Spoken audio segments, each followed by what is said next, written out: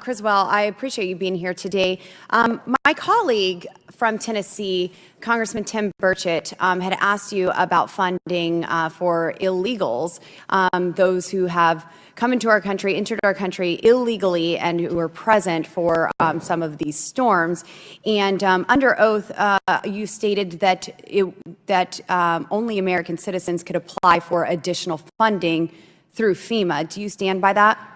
American citizens and eligible legal aliens can... Legal aliens, those who have come through the ports of entry legally and have their green card or anything else. Well, we have illegal aliens who have entered our country, and FEMA itself has reported $380 million in additional funding to communities receiving migrants. FEMA awards $110 million to the Emergency Food and Shelter Program to assist migrants. Another FEMA notification, Department of Homeland Security announces distribution of more than $77 million in congressional funding for communities receiving migrants. Politico says New York City to get $104.6 million from FEMA, and the list goes on and on. Even the embassy, the U.S. Embassy in El Salvador chimed in, and so I would say that there's quite a bit of money going towards illegal aliens. And Mr. Chairman, I would like to ask for this to be submitted into the record, these headlines here. Without objection, so ordered. Thank you, Mr. Chairman. Now, Ms. Criswell, we've heard that Ms. Washington said that she's being used as a scapegoat, and I kind of lean to believe that, because here today we have this list of chain of commands. We have supervisors who are all around her, yet we can't point to any specific supervisor who's being held accountable here. We've heard that there's an investigation. We hear about investigations all the time. Ms. Criswell, I have people sit here in front of this committee and tell us all about investigations, and then we never receive any information from that.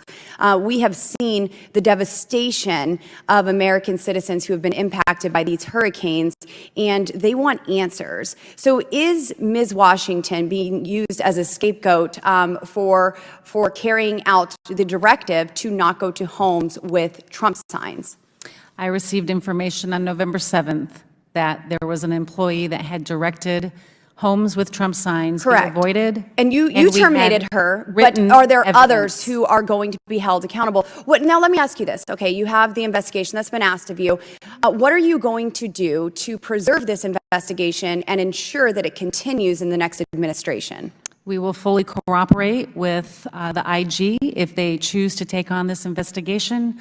It has also been elevated to the Office of Special Counsel. Sorry, my time is running out. And in this internal investigation or outside, if you never find anyone who's actually culpable for this, are you going to take any blame?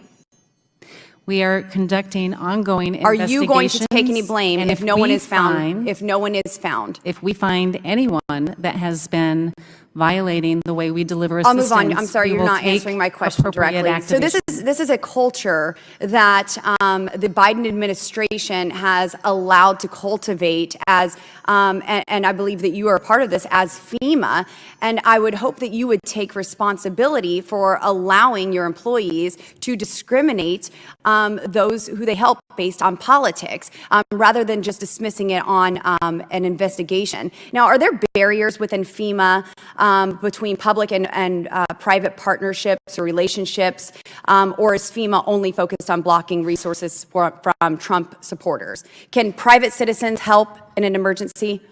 The actions of one individual are not representative of the way FEMA delivers its programs. Can FEMA work with private citizens in an emergency to get resources to American citizens? I think you would have to give me some specific examples of what you mean. Okay, so we have Elon Musk.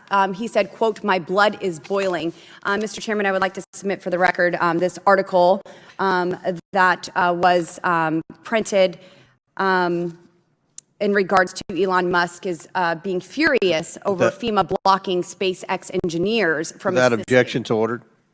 So when Elon Musk is furious that he can't get Starlink delivered to folks, when I have Congressman Corey Mills, who has to deploy a mission team to bring 26 systems of Starlink to those who are suffering, when the missing persons list is 1,500 people before Starlink is brought to them by a sitting member of Congress, not by Fema, and that number goes down to 600 once communication is able to begin, when a member of Congress has to bring 23,000 pounds of supplies, when Elon Musk is saying we want to get internet, we want to get connectivity and communication to citizens, we want to bring supplies, and yet FEMA is blocking supplies. FEMA is seizing supplies. When I have a senior high school student from Rifle, Colorado, Cody Wyatt, who is driving across country to get supplies because FEMA hasn't been seen in 11 days in North Carolina or in Pensacola, Florida, when they aren't present, can citizens help, or is FEMA going to continue to block private citizens and refuse to help those based on their political affiliation? FEMA has never blocked any assistance from moving around any of the states that were impacted. In fact, when Mr. Musk released that statement, we had over 70 Starlink satellite terminals in and around North Carolina, exceeding what he For had 11 already days, said. Congressman Corey Mills did not see a single FEMA representative or truck, and I have witnesses as well in Florida who did not see any help from FEMA for days. I would like there to be before the disaster started. We'll see You in your can read in my investigation. testimony. We'll see in your investigation I have if it's ever details released. in my testimony, my written testimony, that shows our exact response. You can read the details there. Before